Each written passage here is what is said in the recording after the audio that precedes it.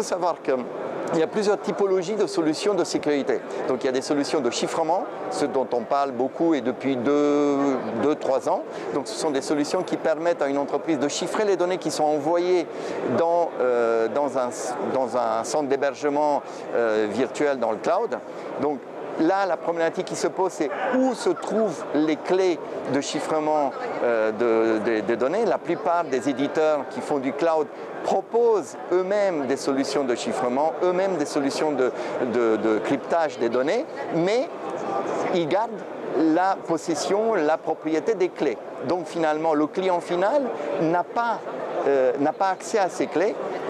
Il y a un avantage parce qu'on chiffre les données, mais on a le désavantage de ne pas être maître de l'utilisation de qui accède à ces clés. Bon, il y a des engagements par la plupart des éditeurs sur le fait que les clés sont uniquement utilisées par eux pour des buts de maintenance, etc. Mais on n'a pas de... Donc la question du chiffrement, cette typologie de solution, elle est importante.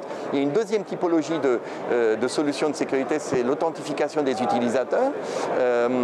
Il y a une troisième typologie de solutions qui porte sur la traçabilité des accès, finalement qui accède à quel moment. Donc là on entre dans des problématiques de traces d'accès et sauvegarde de ces traces pour pouvoir les utiliser en cas de soit incident, soit fraude, soit réquisition légale. Donc on a cette problématique-là.